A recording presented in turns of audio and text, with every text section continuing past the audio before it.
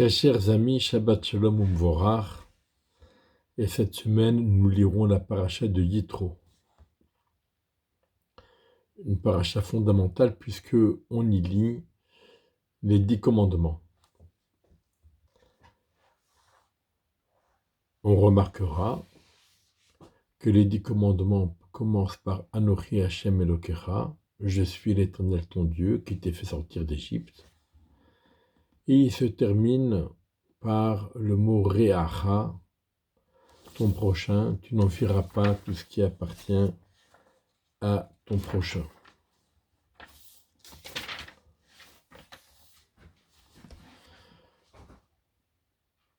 Et on remarquera, bien entendu, que les 10 commandements sont ordonnés sur 2 tables, Shene Luchot Abrit, les 2 tables de l'Alliance, 2 tables, celle de droite et celle de gauche, et il est accepté par tous que les 5 premiers commandements qui sont sur la table de droite concernent les mitzvot ben Adam lamakom, entre l'homme et Hachem, alors que les 5 autres commandements inscrits sur la table de gauche concernent des mitzvot entre l'homme et son prochain. Et on remarque même, nous disent les commentateurs, que dans les 5 derniers commandements, il n'est nullement mentionné le nom d'Hachem, alors que dans les 5 premiers commandements, le nom d'Hachem apparaît dans chacun d'eux. Et enfin, et on y arrive, le 5e des premiers commandements, c'est Kabed et Avicha vet Imecha, honore, respecte, occupe-toi de tes parents. Et ce 5e commandement, au lieu de figurer parmi les mitzvot entre l'homme et son prochain, figure parmi les mitzvot entre l'homme et Hachem. Et on peut s'étonner, à juste titre. Apparemment, c'est une mitzvah qui concerne son prochain, ses parents, des hommes comme nous. Alors, pourquoi cette mitzvah apparaît dans la première tablette? Et bien sûr, on pourrait se poser la question, pourquoi faut-il honorer, respecter et s'occuper de ses parents? Et à cela, il y a plusieurs réponses. Une première réponse, parce que ce sont eux qui nous transmettent la Torah. Et si jamais on ne les respecte pas, donc on n'aura pas de respect pour ce qu'ils nous transmettent, ni pour les enseignements, ni pour les valeurs qu'ils nous transmettent, et cela va remettre en cause la transmission de la Torah. Donc on a l'obligation de respecter ses parents, de les honorer et de s'occuper d'eux pour affermir en nous les enseignements et les valeurs de la Torah qu'ils nous transmettent.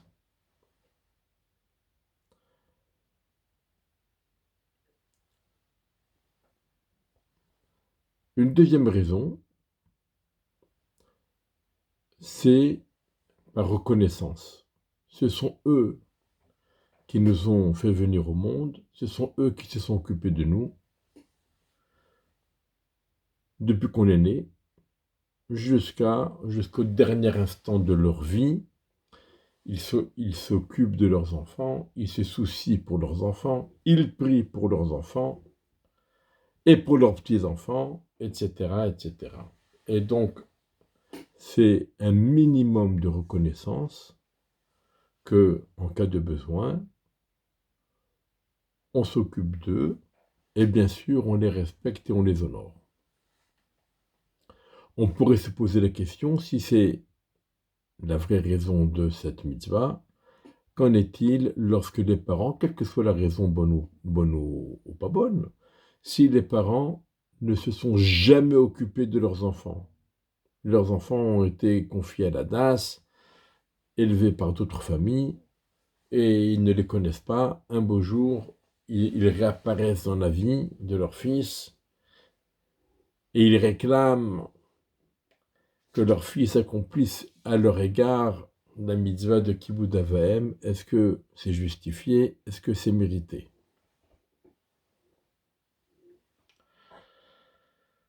Et donc, quoi qu'il en soit, si ce sont les raisons de la mitzvah de Kibbout Av Va'em, si c'est ça la raison par reconnaissance, c'est le retour d'ascenseur, comme on dit, alors il n'y a rien de transcendant, il n'y a rien de Ben Adam Lamakom, ça ne concerne pas du tout Akadosh Baruch Hu, ça concerne, c'est une affaire sociale entre les hommes.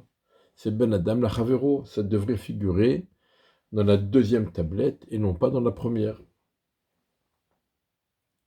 La première raison qu'on a évoquée, puisque cette mitzvah garantit la transmission de la Torah, alors on peut y trouver un côté Ben Adam la Makom. Mais selon la deuxième raison que nous avons évoquée, apparemment cela n'a rien à voir avec les mitzvot vis-à-vis d'Hachem, mais plutôt avec les mitzvot vis-à-vis de son prochain.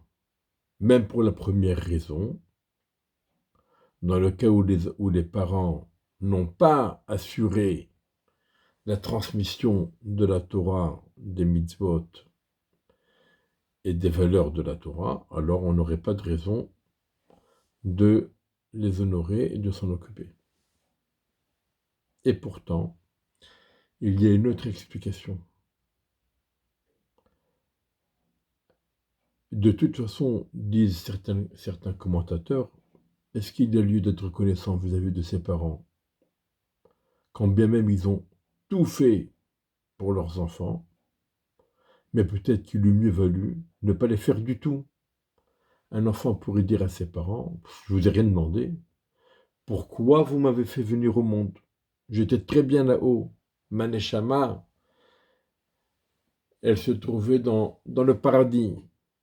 Pourquoi vous m'avez fait venir en enfer? Parce que ce monde, sur bien des aspects, peut être vécu comme un enfer. Ça dépend, bien entendu, des circonstances dans lesquelles on vit. Alors, d'ailleurs, la Gemara le dit, pendant de nombreuses années, les sages ont discuté, est-ce qu'il valait mieux pour l'homme d'être créé ou pas, de venir au monde ou pas. Mais maintenant qu'il est au monde, alors il doit régulièrement vérifier la valeur de ses actes. Et en cas, si jamais il a fait des mauvais actes, il s'est mal comporté, il doit tout de suite faire teshuva. Mais en tous les cas, la Gemara dit que la majorité, finalement, il y a une majorité qui s'est formée et qui a décidé qu'il eût mieux valu pour l'homme de ne pas naître. Et donc, s'il eût mieux valu pour nous de ne pas naître, est-ce que nous sommes redevables vis-à-vis de nos parents qui nous ont fait naître presque contre notre gré? On aurait été plus heureux dans le monde des Neshamot où notre Neshama se trouvait. Alors pourquoi faut-il les honorer et les respecter coûte que coûte et quelles que soient les circonstances? Et la raison, elle est très simple, et c'est une raison qui va réhabiliter cette mitzvah dans le cadre des mitzvot entre l'homme et Akadosh Baruch Hu.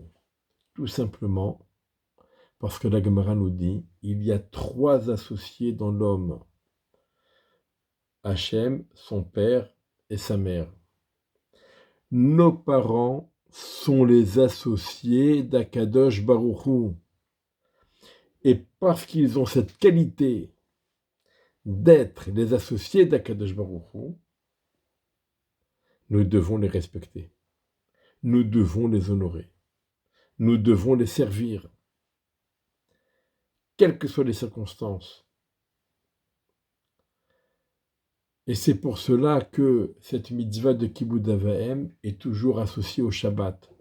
Alors évidemment, on le voit bien dans les 10 commandements que nous allons lire dans la paracha de Yitro, et il en est de même pour la deuxième version des 10 commandements dans la paracha de Vetranan. Mais même dans la paracha de Kedushim, c'est marqué Ish imo v'aviv tira'u v'tchabetotai tishmoru. Chacun doit respecter ses parents et observer le Shabbat. Le Shabbat et la mitzvah de Kibbout Av Va'em sont associés. Pourquoi ils sont associés? Parce que en respectant le Shabbat, on reconnaît qu'Hachem est le Créateur, et en respectant nos parents, nous reconnaissons que nos parents sont les associés d'Akadosh Baruch Hu qui nous a tous créés. Et parce que nos parents sont les associés d'Akadosh Baruch Hu, alors il est normal, eu égard à cette qualité, et par respect pour Akadosh Baruch Hu, nous devons respecter nos parents qui sont ses associés. Voilà donc le sens de cette mitzvah et pourquoi elle fait partie des mitzvot entre l'homme et son prochain, entre l'homme et Akadosh Baruch Hu, et non pas entre l'homme et son prochain. Elle fait bien partie de la première partie des 10 commandements, des 5 premiers 10 commandements, et non pas des seconds, des 5 derniers commandements. Voilà, respectons nos parents, aimons-les, servons-les, choyons-les, pas seulement par reconnaissance pour tout ce qu'ils nous ont fait jusqu'à présent, et Bezrat Hashem qu'ils continueront à faire à l'avenir et en bonne santé et dans la joie, mais même, tout simplement, en la qualité de transmetteur de la Torah, transmetteurs des valeurs de la Torah, et parce qu'ils sont des associés d'Hachem. Shabbat Shalom Umvorach, et que du bonheur pour tous les parents du peuple d'Israël et pour leurs enfants. Shabbat Shalom.